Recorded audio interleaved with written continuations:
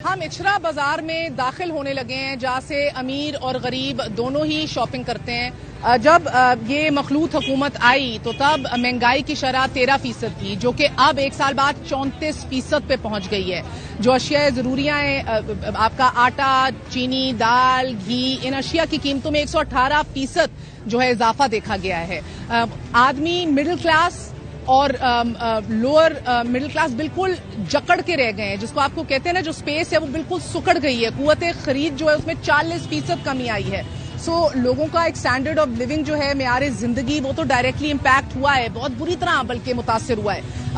इस सूरत हाल में गो के कमर कस ली इस हुकूमत ने भी, और इस मुआशी रिवाइवल के लिए अफवाज पाकिस्तान जो है वो ओवरसी कर रही है और साथ इस हुकूमत के साथ पेश है। लेकिन क्या जो मुस्बत असरात हैं इसके बर वक्त देखने को मिलेंगे अवाम को? अवाम का सब्र का पैमाना जो है वो क्या है, आज ये जानने की कोशिश करेंगे। बड़ी ईद सर पे खड़ी है, कुर्बानी की ये ईद है, उस जज्बे की ईद है, लेकिन कुर्बान होती अभी सिर्फ अवाम दिखाई दे रही है। बहुत बहुत शुक्रिया। आपसे बात करना चाहूंगी। बहुत बड़ी आपकी दुकान है, अल्लाह आपको और तरक्की नसीब करे इंशाल्लाह ताला। चले आपको भाई कह रहे हैं कि मेरा तो ये खोखा इतनी तरक्की करे, मेरे अंदर वाली दुकान भी बने।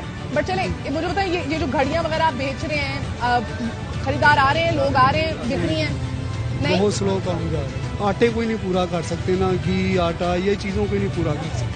तो उसके बाद दूसरा बोझ हमारे कंधों पे आ जाता है, बिजली का बिल, वो हम कैसे उतारें? अच्छा, भाई ने आटे की बात की। मैं आपको बताऊं कि चक्की का आटा जो एक साल पहले तकरीबन 1300 रुपए का 10 किलो का आपको थैला मिल रहा था, वो अब 1700 रुपए हो गया है। और 2018 में ये 400-450 रुपए फी किलो 10 किलो का थैला होता था। यानी कि आप देख रहे हैं कि तकरीबन इन 4 सालों में 4 टाइम्स इजाफा हो गया इसकी कीमत में। एक बेसिक, ये आटे की बोरी का हम जिक्र कर रहे हैं, बेसिक सस्टेनेंस के लिए जो आम आदमी को चाहिए। कारोबार तो नहीं, बेसिकली कुछ भी नहीं है अभी तक। तो ये कस्टमर सुबह से दूसरा तीसरा है, ठीक है ना, विजिट के लिए आ रहे हैं, परचेजिंग वाला कोई भी नहीं है।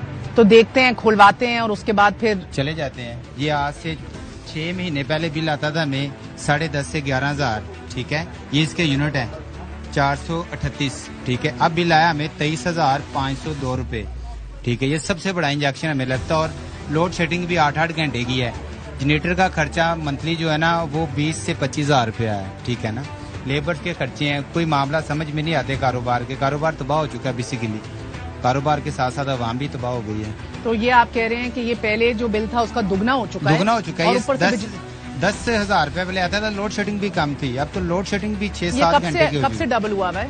ये तकरीबन आज 4 से 5 महीने हो गए हैं। अब देखें, पिछली दफा भी हमने 2 महीने का जमा करवाया, 1 महीने में हमारे पास पैसे नहीं थे।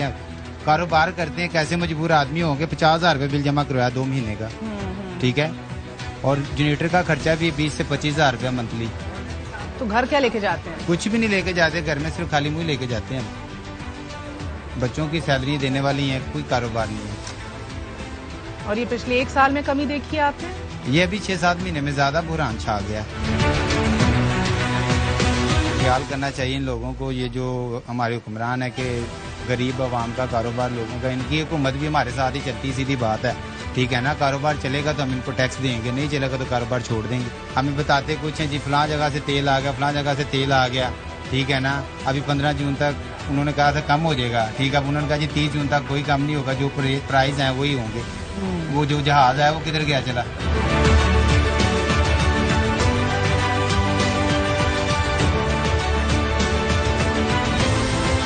आपने अभी भाई को अंदर सुना, लोगों की जो रियल इनकम है वो बड़ी घट गई है। जो 10,000 कमा रहा था वो इफेक्चुअली इन रियल टर्म्स वो अब 6,000 कमा रहा है। उसको अब उतने पैसों के अंदर गुजारा करना है।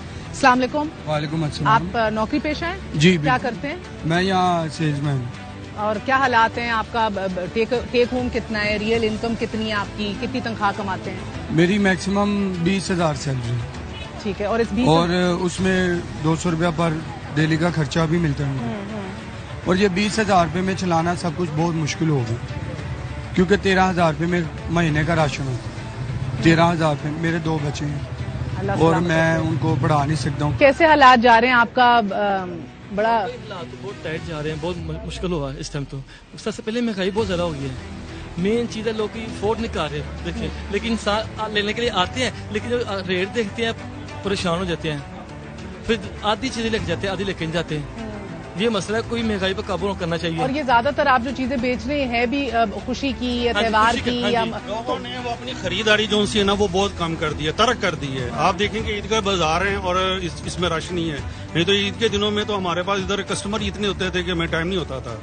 تو باقی اللہ تعالیٰ ان کو نیکی کی ہدایت ہے. حکومت کو چاہیے کہ عوام کا بھلا سوچے, کیونکہ یہ اقتدار ہمیشہ نہیں رہنا. یہ عارضی زندگی ہے ہماری اور آپ کی سب کی زندگی عارضی ہے.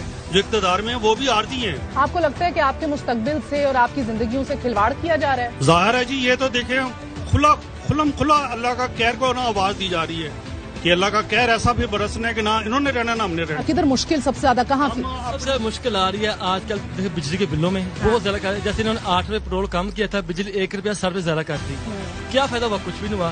دیکھیں آٹا اتنا مہنگا کر دیا, 1350 کا تھیلا مل رہا ہے, آئل 510 روپے ہے. دیکھیں کہاں چلی گئی ہے. انٹرنیشنل پرائسز اور کموڈیٹی پرائسز یا بین الاقوامی سطح پر جو مہنگائی ہے وہ بھی تو فیکٹر ان کرتی ہے. آپ کو لگتا ہے کہ ہماری اپنی نااہلی بھی؟ پتہ کیا بات ہے کہ اگر آپ ہمارے ان ملکوں سے باہر چلے جاتے ہیں نا تو وہ آپ کو ہر قسم کی سہولت دیتے ہیں. ہمیں کیا سہولت دیتے ہیں؟ ہم نے اپنی ہر قسم کی ضروریات زندگی ترک کر دی ہے, اپنی جو ہماری ہے ذاتی.